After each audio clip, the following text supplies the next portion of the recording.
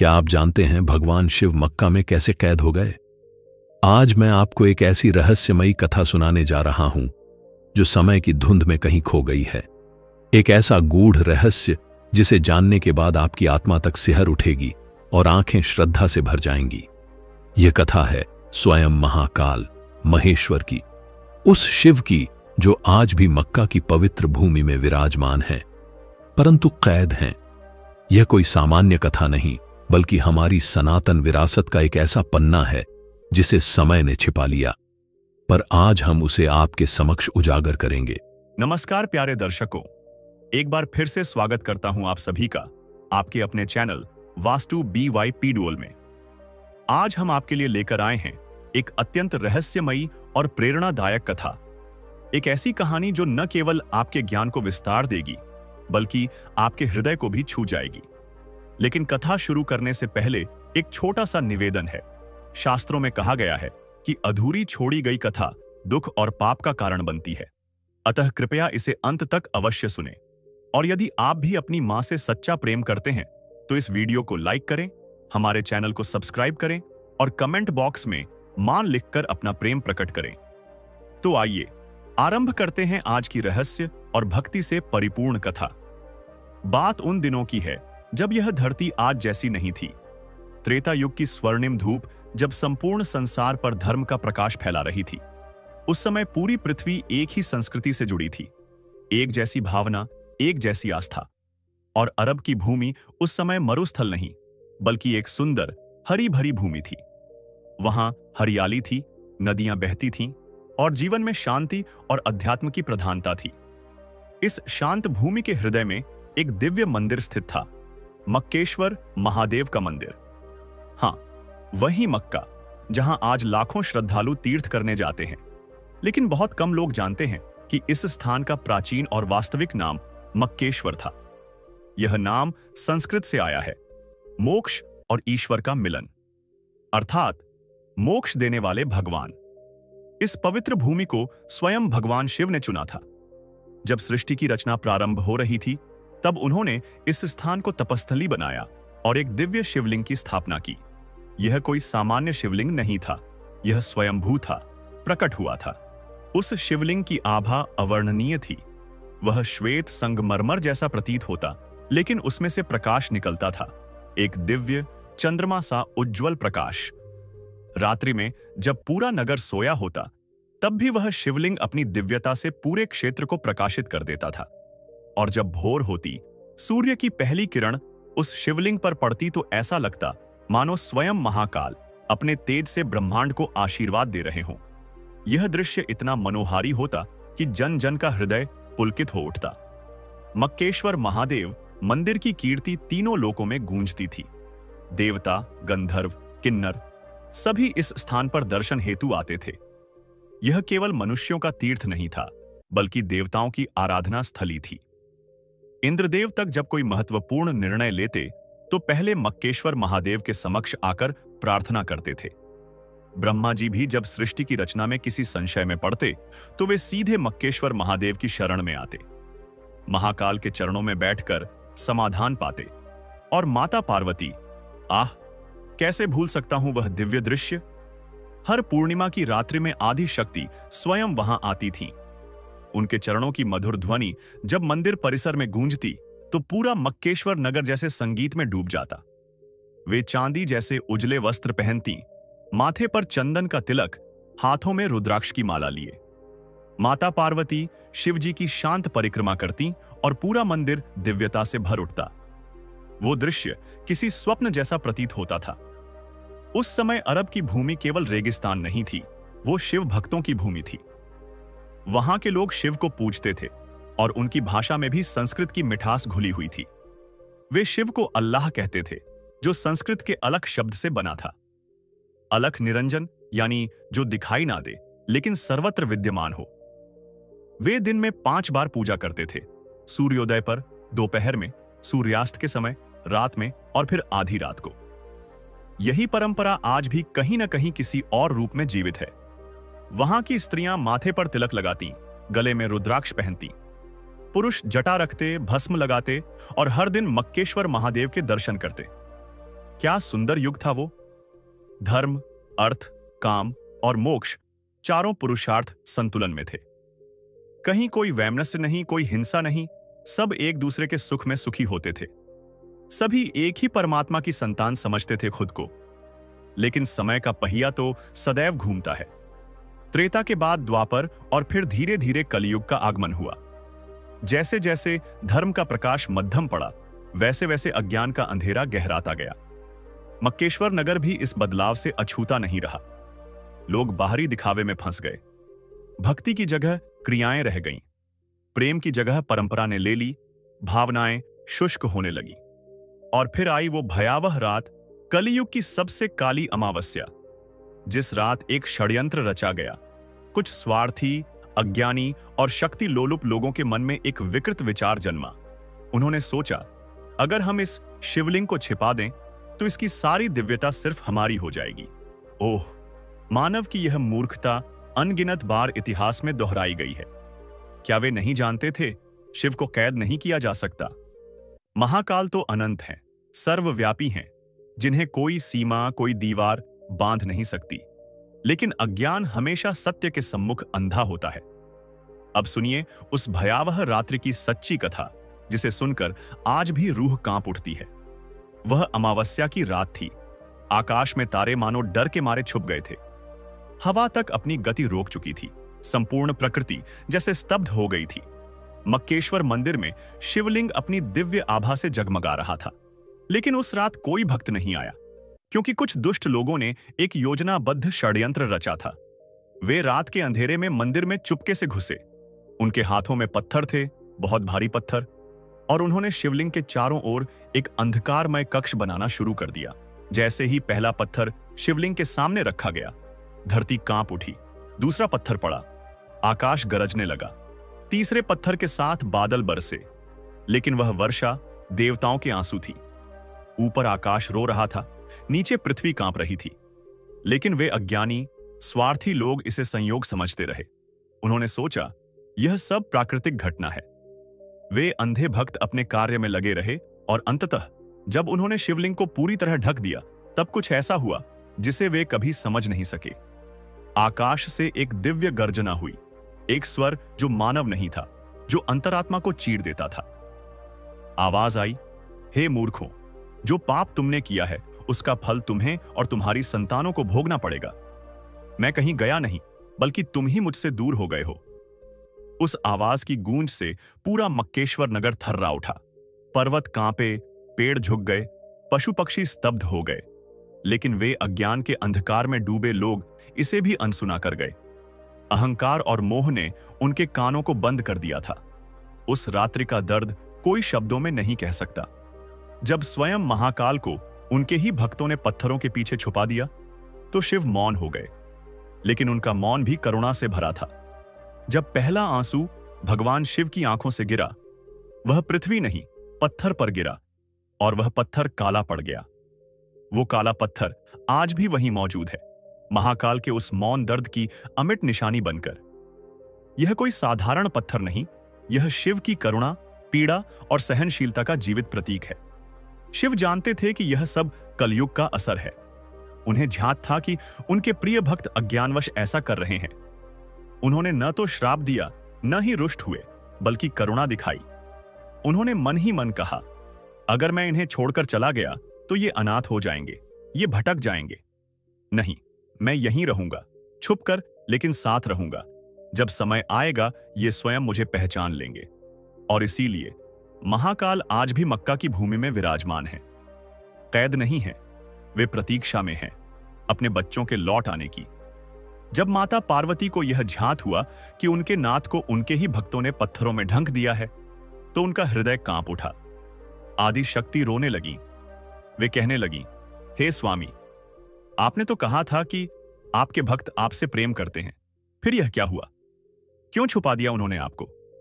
शिवजी ने शांत भाव से कहा, हे गौरी, यह कलयुग का प्रभाव है। ये वही भक्त हैं, लेकिन भ्रम में हैं। मैं इनसे दूर नहीं जाऊंगा, मैं प्रतीक्षा करूंगा। शिव का यह उत्तर गहरा था, लेकिन पार्वती का हृदय फिर भी शांत नहीं हुआ। आदि शक्ति का करुण रुदन थम नहीं रहा था। वे बोली, तो क्या अब मैं आपके दर्शन नहीं कर सकूंगी स्वामी? महादेव मुस्कुराए। उनका उत्तर उस संपूर्ण युग के लिए एक वचन बन गया। दर्शन तो तुम रोज करोगी प्रिय, लेकिन अब वह प्रकट रूप में नहीं बल्कि गुप्त रूप में होंगे। जब भी कोई सच्चे हृदय से मुझे पुकारेगा, मैं वहां प्रकट हो जाऊंगा।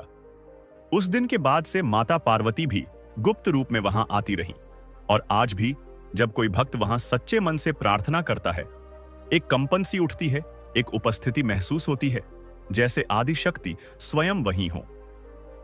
समय अपनी गति से चलता गया। जिन लोगों ने उस दिव्य शिवलिंग को छिपाया था, वे भी एक दिन मृत्यु को प्राप्त हो गए। उनके बाद आने वाली पीढ़ियों को यह बताया ही नहीं गया कि वहां वास्तव में क्या छिपा है। उन्हें केवल इतना बताया गया, यह एक पवित्र काला पत्थर है, इसे छूने से पुण्य मिलता है। लेकिन यह नहीं बताया गया कि वह काला पत्थर आखिर काला क्यों है, उसके भीतर कौन सी शक्ति है। कलियुग की गहराती छाया में लोगों की स्मृति भी मंद पड़ने लगी। वे भूल गए कि इस स्थान का नाम कभी मक्केश्वर था, महाकाल का घर। धीरे धीरे संस्कृत विलुप्त होती गई और उसकी जगह एक नई भाषा का जन्म हुआ। मक्केश्वर नाम सिकुड़ते सिकुड़ते मक्का बन गया। शब्द बदले, संस्कृति बदली, लेकिन कुछ परंपराएं आज भी वैसी ही बनी हुई हैं। आज भी वहां जाने वाले श्रद्धालु उसी प्रकार 7 बार परिक्रमा करते हैं जैसे प्राचीन शिव भक्त किया करते थे। वे उसी दिशा में प्रार्थना करते हैं जैसे हजारों वर्ष पूर्व महादेव के भक्त करते थे। और सबसे अद्भुत बात, जब वे उस काले पत्थर को छूते हैं तो उनके हृदय में एक अनकही शांति भर जाती है, वैसी ही शांति जो कभी महादेव के प्रत्यक्ष दर्शन से मिलती थी। वह काला पत्थर, जिसे आज हजरे अस्वद कहा जाता है, कोई साधारण पत्थर नहीं है। कहते हैं वह पत्थर वही है जिस पर शिवजी के करुणा भरे आंसू गिरे थे, और उन्हीं आंसुओं से वह पत्थर काला हो गया। आज भी वहां कुछ ऐसे संकेत मौजूद हैं जो यह प्रमाणित करते हैं कि यह स्थान शिव का है। वहां की परिक्रमा ठीक वैसे ही की जाती है जैसे प्राचीन शिव मंदिरों में होती है, 7 बार परिक्रमा। क्या यह सब केवल संयोग है, या फिर यह संकेत हैं उस भूले हुए सत्य के, जिसे समय ने मिटाने की कोशिश की लेकिन मिटा ना सका? जब लाखों लोग वहां एकत्र होकर प्रार्थना करते हैं तो उनकी सामूहिक आवाज, वो कंपन, किसी AUM के गूंज जैसी प्रतीत होती है।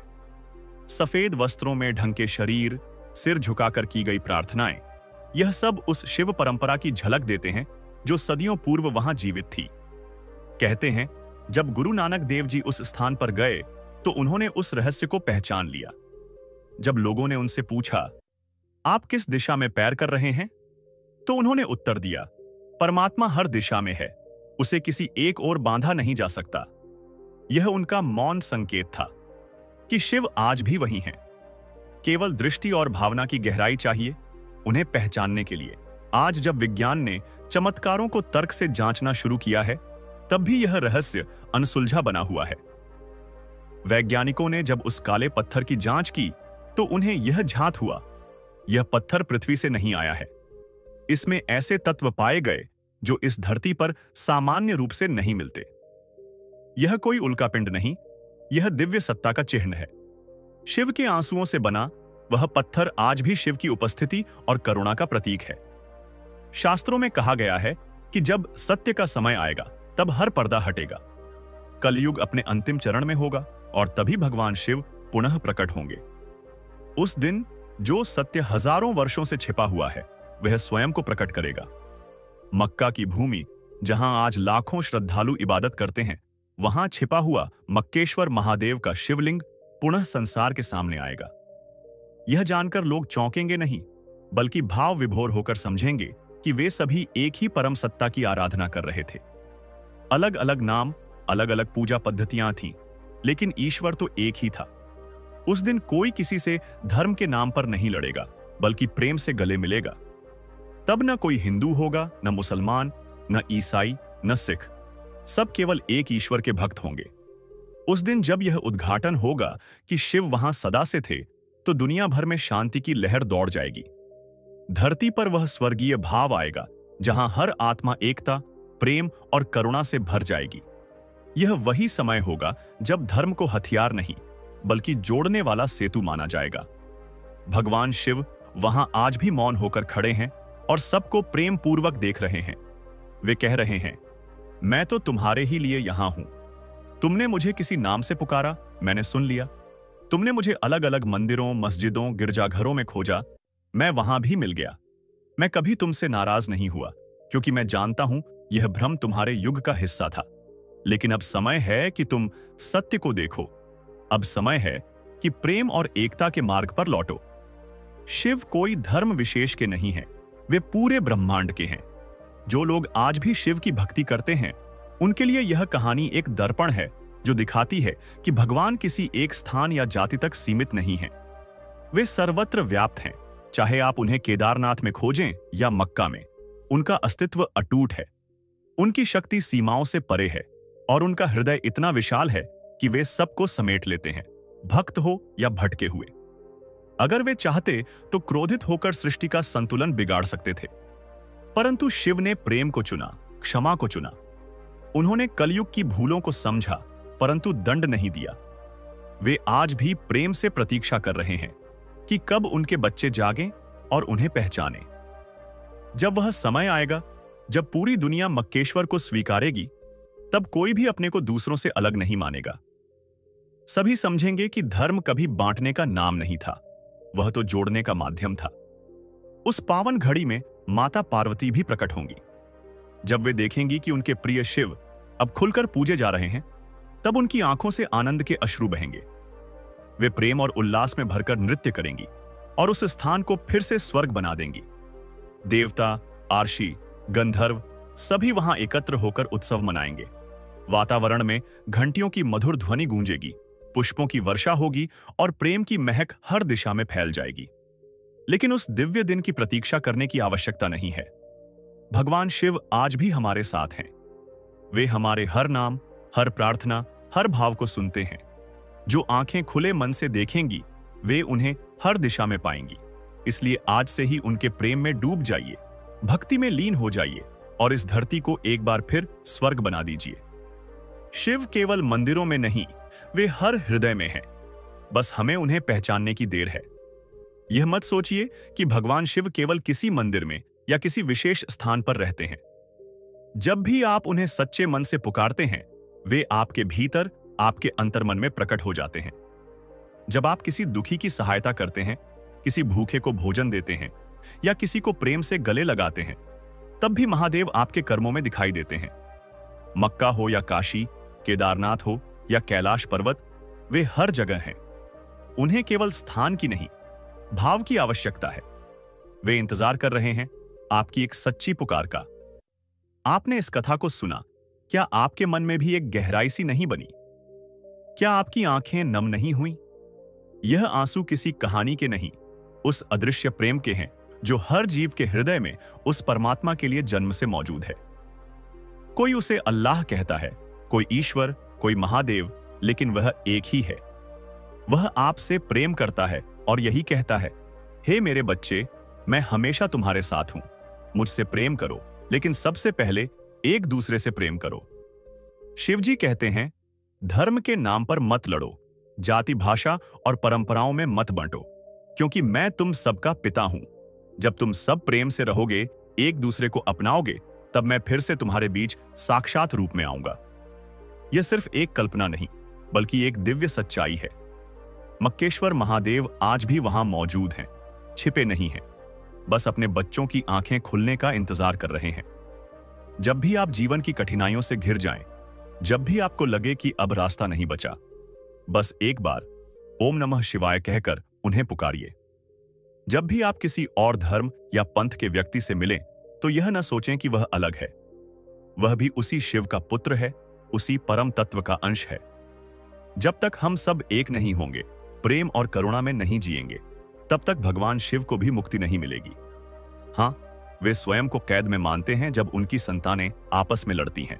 प्यारे भक्तों, भगवान शिव का यह संदेश केवल कथा नहीं, बल्कि आत्मा की पुकार है। हर हर महादेव कहने से पहले इस बात को महसूस कीजिए। इस वीडियो को अगर आपने अंत तक देखा है, तो यह निश्चित है कि आपका हृदय जगा है। कृपया इस प्रेम और एकता के संदेश को ज्यादा से ज्यादा लोगों तक पहुंचाइए। लाइक करें, शेयर करें और नीचे कमेंट में हर हर महादेव लिखकर अपने श्रद्धा भाव को प्रकट कीजिए। शिव जी आप सबको आशीर्वाद दें। ओम नमः शिवाय। हर हर महादेव।